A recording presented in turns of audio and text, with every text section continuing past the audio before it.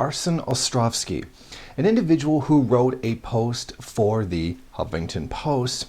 Israel did everything it could to avoid civilian casualties. He wrote this entire piece up from this guy who, from a lot of the wording in his article, he seems to think of as his own personal hero. Allow me to take this claim that Israel did whatever it could to prevent civilian casualties, which is absolutely ridiculous, and completely prove how it is not true. Colonel Richard Kemp, CBE, is a former commander of British forces in Afghanistan and one of the most highly decorated and respected officers of the British Army. He has spent 30 years of his career fighting terrorism in the UK and around the world. That makes him more qualified than most to comment on the current hostilities between Israel and Hamas, which entered into a fragile ceasefire overnight. Now let this, quoting a British military officer, the crimes of the British military are widely known. Let that set the tone for how the rest of the article is going to go. Now, he was someone who testified on behalf of Israel over the war crimes of Operation Cast Lead. He argued in defense of Israel, trying to claim that, well, they didn't do anything wrong. During Operation Cast Lead, the Israeli Defense Forces did more to safeguard the rights of civilians in the combat zones than any other army in the history of warfare. That's absolutely insane. Operation Cast Lead targeted the civilian population. In fact, every one of these military encounters by Israel is targeting the Palestinian population. It's an absolutely ridiculous claim. Now, what he claims is that they're doing the same thing now with Operation Pillar of Cloud, that Israel is going out of its way to make sure that it doesn't kill Palestinians in the Gaza Strip, which is again ridiculous because the population is being targeted. I mean, how many of these are women who weren't combatants or people that weren't combatants or actual children? Too many. It's a complete lie. They are not going out of their way to make sure they don't target civilians. It's absolutely ridiculous. Now, what he claims that there are these steps that Israel is taking in order to achieve that. Of course, the article doesn't actually mention any of those steps whatsoever, so I can't really look at them and try to figure out what they are and how effective they actually are, because he doesn't mention what they are, and he claims that these same ones are being used to safeguard civilian life in Iraq and Afghanistan, which is equally effing ridiculous, considering how many massacres are carried out, how often the regular civilian population is persecuted by the occupying forces in both countries, particularly Afghanistan, where the NATO forces are losing.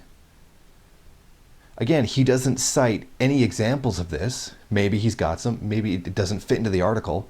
He doesn't mention what any of these measures are. I would like to see them because they apparently don't work very well. All three of these, Operation Cast Lead, Iraq, Afghanistan, targets the civilian population. Iraq and Afghanistan is about pacifying the entire country into the will of the occupying forces. Israel is outright to completely annihilate everyone and everything in Palestine. So to say that they safeguard life is absolutely ridiculous. Now, the article does go on.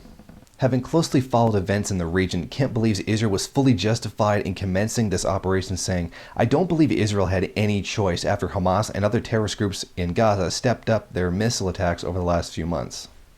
Selected omission of facts. There's tons of things factually wrong with that statement, and things that would also go along with it that he's completely left out. Actually, this latest round of fighting was deliberately done by Israel. Israel did start it. They killed a Hamas military leader and claim that Hamas is a terrorist group. Actually, it's the democratically elected government. That doesn't make it terrorist. They're just saying it's terrorist because they don't like it and they don't want that party in control. It's basically a complete lie. It's absolutely ridiculous. I mean, that it just shows how completely dishonest the whole thing actually is.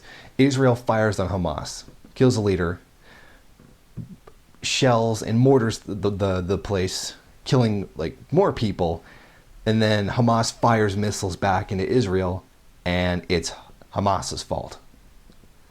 I mean, nothing adequately displays the hypocrisy over this entire situation than that statement alone. Like, did he not notice the over 100 women and children that have died? You know, Israel instigated this violence, you know, to mow the lawn, as they say. And the article continues.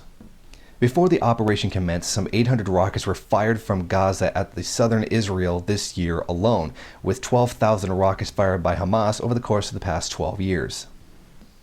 Let's look at some data and numbers of casualties and just see exactly how accurate or how dangerous this claim actually is.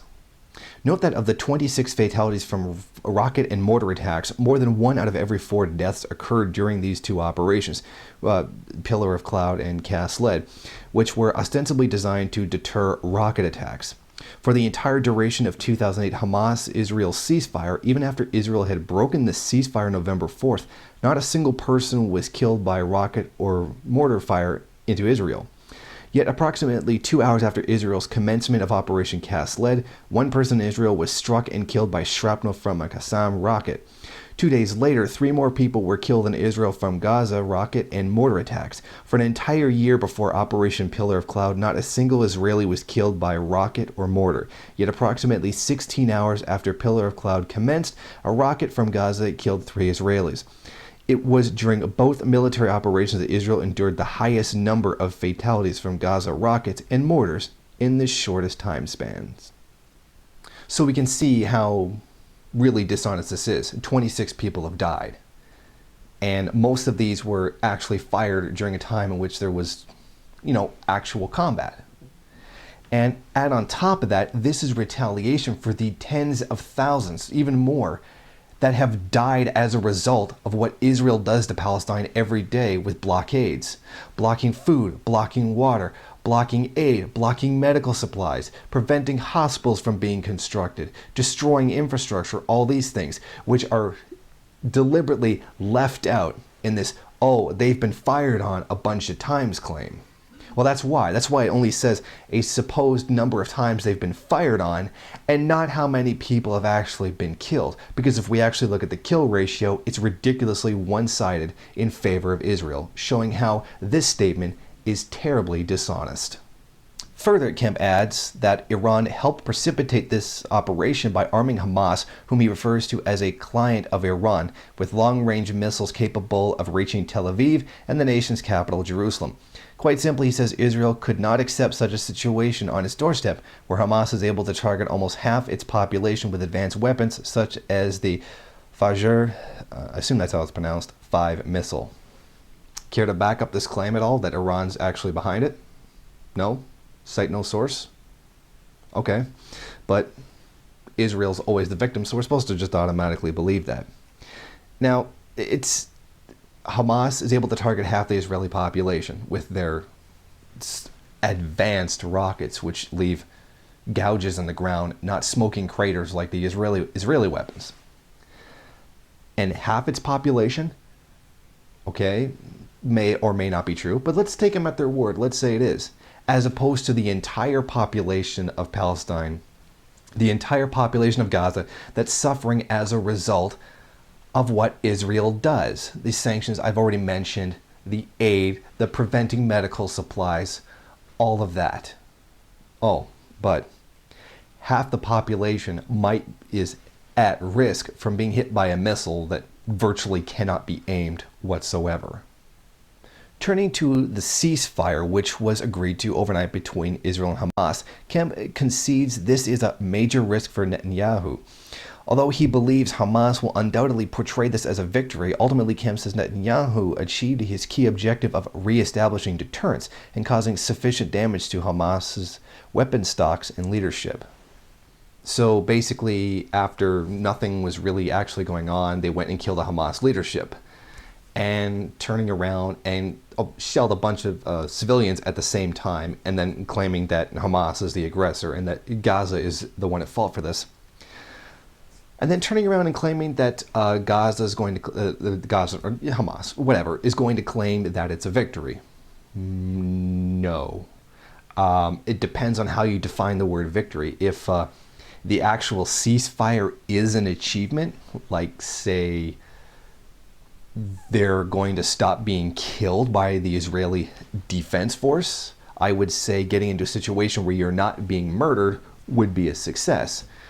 But this guy portrays it as though the way he's wording this is that making it look like Hamas started this whole thing and got Israel to agree to a ceasefire, so therefore Hamas won. No, this was caused by Israel. And the achievement of not being killed anymore would actually be a success. They're acting like this is an operation by Hamas to start, attacks against Israel. It's not. These things were fired back in defense. The success is to not be killed anymore. That just shows how he's portraying this, how he's writing this as if Hamas was the people who were actually causing this, when it's clearly not. Now, this is what they conclude with. Colonel Richard Kemp is indeed a remarkable individual, a brave and heroic soldier who'd served his country with distinction, fighting terrorism around the world for over 30 years. His philosophy is simple, though. I see what I see, and I see Israel, a Western democratic state, fighting a terrorist organization. Well, that's extremely vague. A democracy, maybe, maybe not. Depends on what you actually consider a democracy. To me, it's a capitalist state, and therefore is not a democracy. But let's take them at their word. Let's say that it is a democracy. How does that not allow Palestine to defend itself from a rocket attack? They're claiming that Hamas is a terrorist organization, or that Palestinians are a terrorist organization, that the Gaza Strip, whatever. They basically believe that the entire population are terrorists, and that the government that they democratically elect, which, by the way, by claiming that they're being attacked by terrorists, is then once again portraying the democratically elected government of Hamas to be a terrorist organization when it's in fact a democratically elected government. So you could see even more dishonesty coming in on this. I mean, this is an awesome piece of propaganda that would fool people who have no critical thinking skills whatsoever. People who are just die-hard, blind followers that believe that Israel is this great holy thing, and it's just those evil Arabs that are causing a problem there. I mean, there's such a tremendous selected omission of facts. I mean, there's tons of things that I don't have time to in this video to actually get into, like the number of rockets actually fired. Huge discrepancies between what Israel says were people killed and actual number of people counted as having been killed. I mean, the article was written glorifying the guy who's the source. So you can tell how like unbiased this is. He's basically glorifying the guy who's giving him the so-called facts, rather than trying to take an objective look at it. Say what I did with the numbers that are recorded, the number of deaths that have been reported. He's not looking at that. He's just giving these, oh yeah, there's this thing I heard one time somewhere, and just pass that off as somehow being fact, when it is, in fact, not. There's also a deliberate misuse of terms to obscure the truth and what is actually being said. If this was actually true, and the IDF was not actually targeting the civilian population and was doing their best ever, better than anyone in history, to avoid civilian casualties, then why do they carry out a blockade against the country? Why do they block aid from coming in? Why do they keep stopping these ships sending things like food, deadly dangerous things like bandages and antibiotics for people who have been murdered by Israel? This is completely untrue. I mean, this was one of the worst pieces. No, it's not worse. One of the most inhuman pieces of propaganda that I have ever seen. It's good. I mean, it's very well written and would easily be believed by anybody who didn't want to think, or was a blind little sheep that wanted to follow Israel and its supposed greatness. I mean, it was just absolutely disgusting. I mean, reality could not contradict this article anymore. And this shows the tremendous, dishonest, hateful nature of those in the mainstream media and outside the mainstream media who defend the illegitimate, murderous, genocidal state of Israel. If there's one thing that shows how dishonest people are, it's a lack of facts and a lack of being able to back up what it says.